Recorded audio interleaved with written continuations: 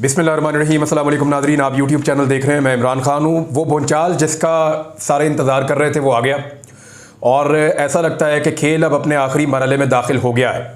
अब ये चीज़ें फैसला कुन हो जाएंगी मैक्सिमम अगले चंद हफ्तों में।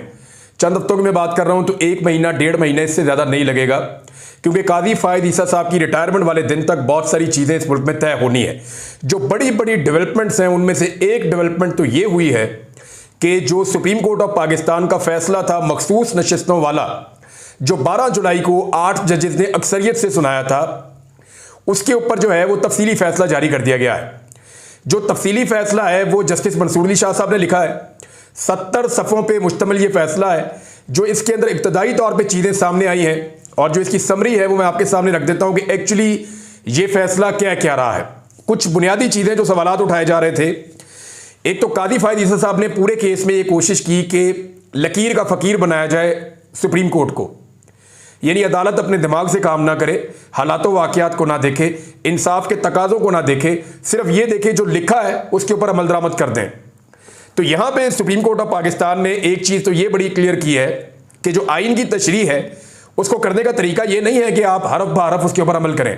उसको करने का तरीका जो है वो आपने ये देखना होता है कि इंसाफ के तकाज़े पूरे हो रहे हैं या नहीं हो रहे, हालातों वाक़यात क्या है और किस तरह की सिचुएशन है और मुल्क के अंदर क्या चल रहा है। तो आपने इंसाफ देना होता है, आपने लकीर का फ़कीर नहीं बनना होता। यानी constitution is a living document.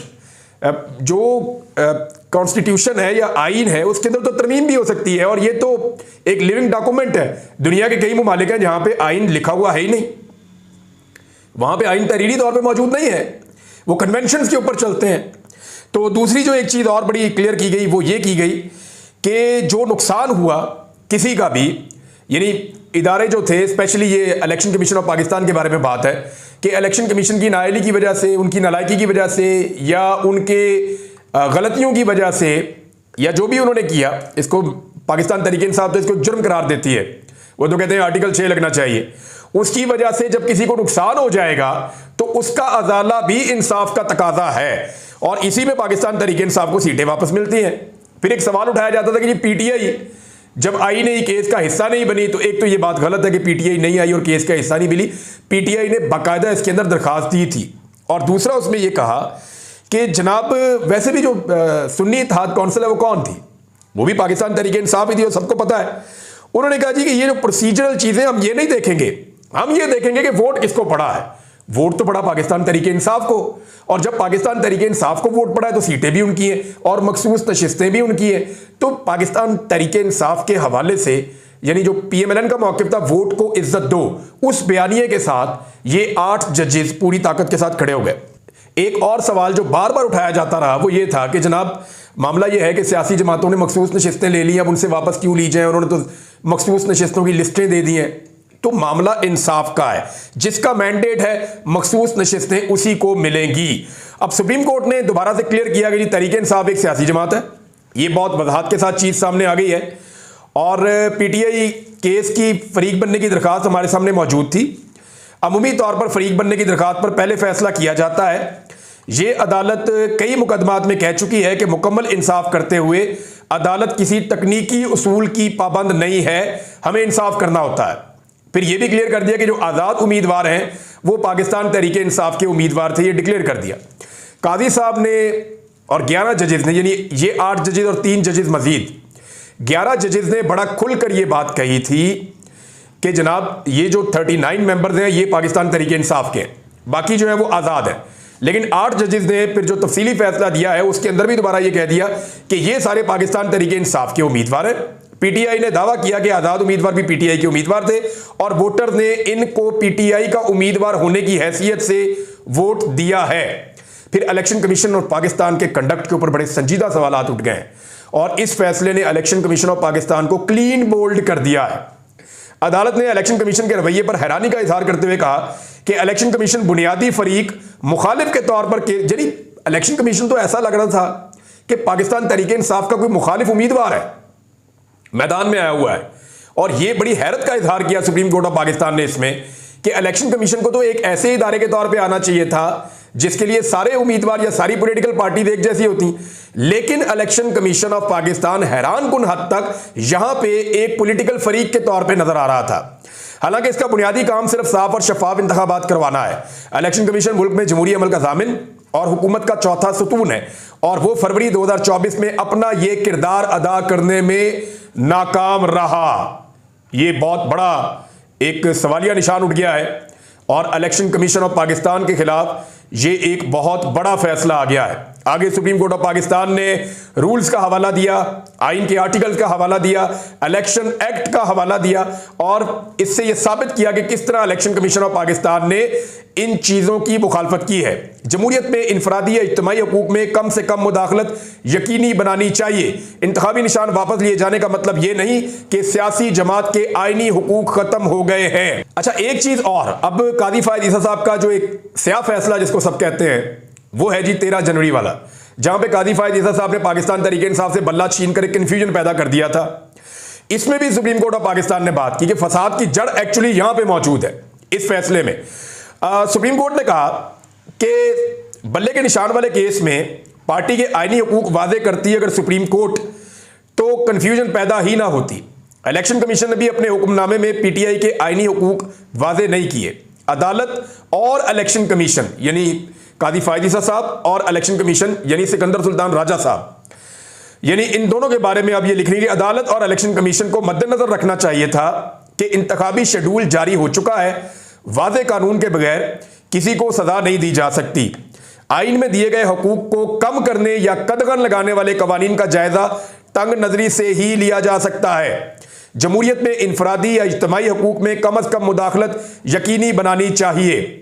Intra party इंतखाबात ना करवाने की सजा इंतखाबी निशान वापस लेने से ज्यादा कुछ नहीं हो सकती थी। इंतखाबी निशान वापस लिए जाने का मतलब यह नहीं कि सियासी जमात के आईनी हुकूक खत्म हो गए। इतनी क्लैरिटी के साथ सुप्रीम कोर्ट ऑफ पाकिस्तान का फैसला आया।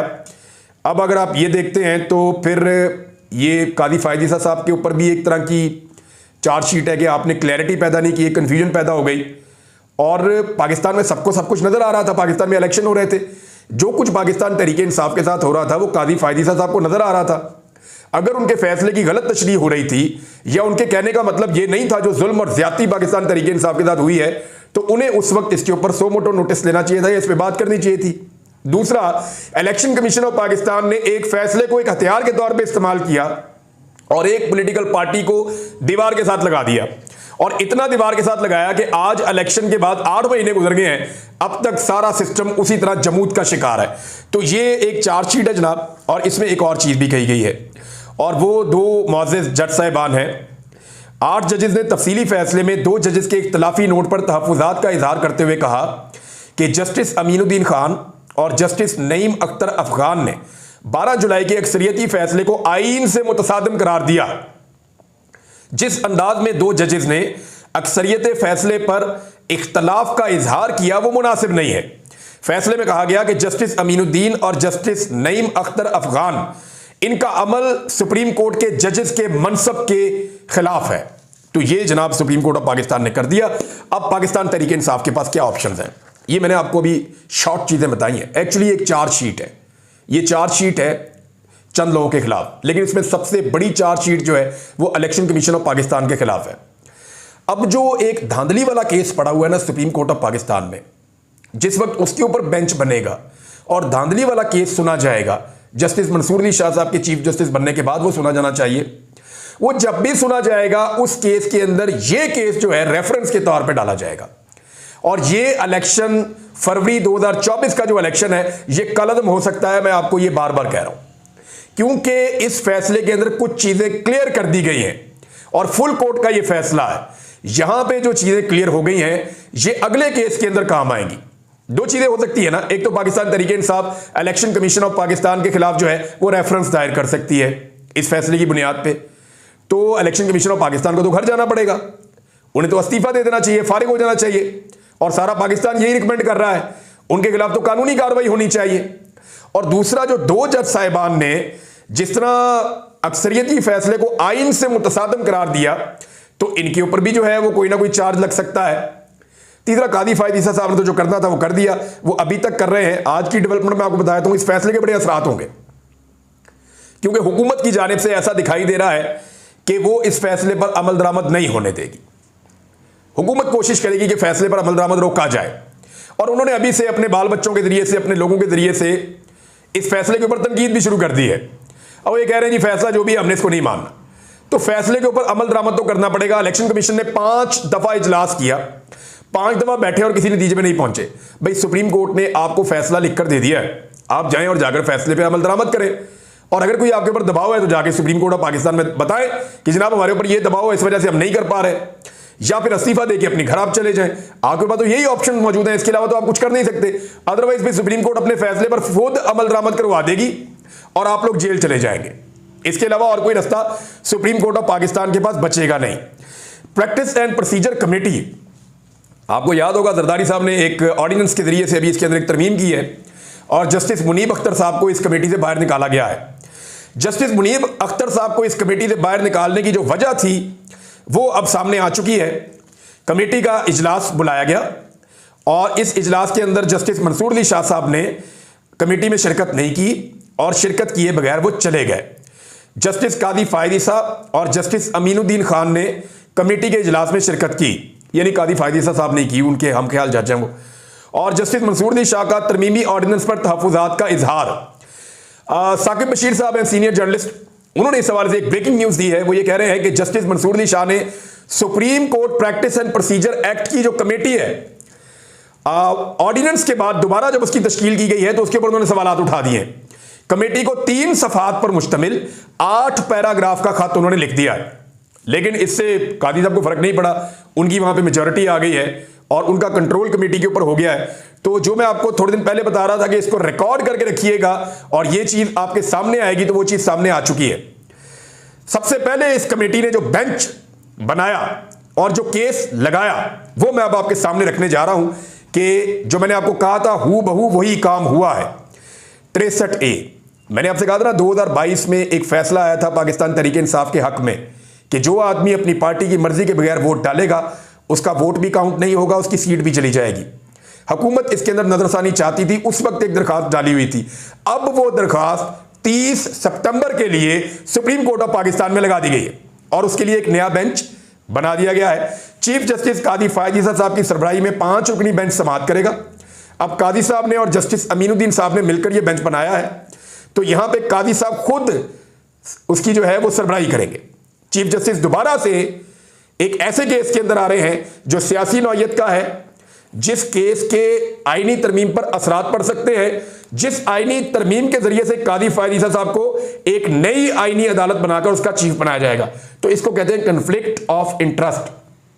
कादी साहब वही केस सुनने जा रहे हैं जिस केस का बराह रास्त असर पड़ेगा किस चीज पे, काजी फायज ईसा साहब की एक्सटेंशन पे। यानी वो खुद केस सुनेंगे और उन्हीं की एक्सटेंशन के बारे में बाद में एक तरमीम लाई जाएगी।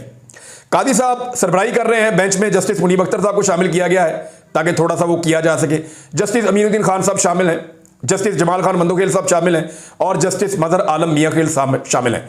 तो ऐसा लगता है फिक्स मैच है, आपको पता है हुकूमत के हक में फैसला आ जाएगा और उसके बाद जो है वो वोट काउंट होना शुरू हो जाएगा मुनहरिफ अराकीन का, ताकि आईनी तरमीम के लिए नंबर पूरे किए जा सके। अभी फिर गेम पाकिस्तान तहरीक इंसाफ के हाथ में है अगले चंद दिनों के लिए, और वो सिर्फ इस सूरत में है कि वो अपने वोटर्स गायब करें, अपने वोटर्स को कंट्रोल करें, अपने वोटर्स को काबू करें, अपने वोटर्स को तहफ्फुज़ दें ताकि उनके एमएनएज आईनी तरमीम में मजबूर होकर वोट ना डालें आईनी तरमीम के हक में। तो ये अभी भी पाकिस्तान तहरीक इंसाफ के पास मौका है। इस हवाले से वकला का रोल बहुत इंपॉर्टेंट हो गया है। प्रैक्टिस एंड प्रोसीजर कमेटी जो है, इसके अंदर जो तरमीमी ऑर्डिनेंस आया है, इस हवाले से वकला में बहुत रिएक्शन है और वकला ये कह रहे हैं कि हम डेडलाइन देने वाले हैं कि अगर जस्टिस मंसूर अली शाह साहब का नोटिफिकेशन हुकूमत जारी नहीं करती बतौर चीफ जस्टिस ऑफ पाकिस्तान, तो फिर हम एक बड़ा एहतजाज लेकर जाएंगे और ये सुप्रीम कोर्ट ऑफ पाकिस्तान की जानिब भी जा सकते हैं। और इसी हवाले से इमरान खान साहब ने एक बड़ी डेवलपमेंट की है और वो भी बहुत बड़ी डेवलपमेंट है क्योंकि बहुत बड़ी बड़ी खबरें आज आ रही हैं, मंडे का दिन है। तो इमरान खान साहब ने कहा जी कि मियां वाली का जलसा कैंसल और रावलपिंडी का जलसा जो है वो किया जाएगा, और वो किया जाएगा 28 तारीख को, यानी हफ्ते वाले दिन। 29 तारीख को एतवार को नहीं होगा। 28 तारीख को हफ्ते वाले दिन जलसा किया जाएगा रावलपिंडी में, यह इमरान खान साहब ने कह दिया। इसका रीजन क्या है? देखिए, मियांवाली में जलसा करते और फिर रावलपिंडी में आते तो 2 हफ्ते लग जाते, क्योंकि इस वक्त इमरान खान साहब ने यह भांप लिया है कि चीजें बहुत तेजी से आगे बढ़ रही हैं और वक्त बहुत तेजी से गुजर रहा है। तो इतनी तेजी से जो वक्त गुजर रहा है तो उनको भी अपनी पॉलिटिकल मूवमेंट को तेज करना पड़ेगा। वकला की तहरीक भी तेज हो रही है, सिविल सोसाइटी की तहरीक तेज हो रही है, सहाफियों में आवाजें बहुत ज्यादा उठ रही हैं इस नाइंसाफी के खिलाफ, और अदलिया के अंदर भी इस पे एक रिएक्शन मौजूद है, वो लावा किसी वक्त भी फट सकता है। दूसरा, इमरान खान साहब ने भी अपनी पॉलिटिकल पार्टी को तगड़ा किया है कि जनाब रावलपिंडी चले और वहां पे जलसा करें। अब हुकूमत पंजाब होगी और रावलपिंडी होगा और रावलपिंडी के अवाम होंगे। रावलपिंडी में पाकिस्तान तहरीक इंसाफ की बहुत बड़ी ताकत है। मैं आपको जिम्मेदारी के साथ कह रहा हूं कि लाहौर में तहरीक इंसाफ सिर्फ एक कौमी असेंबली की सीट हारी थी। रावलपिंडी के पूरे डिवीजन में 13 की 13 सीटें पाकिस्तान तहरीक इंसाफ ने जीती हैं। एक सीट भी पीएमएलएन नहीं जीत सकी। रावलपिंडी का जो कमिश्नर था चट्टा, उन्होंने क्या कहा था? चट्टा साहब ने खुद कहा था कि जनाब सारा इलेक्शन हमने 2 नंबरी से 50-50, 60-60 हजार की जीत को हार में बदला है।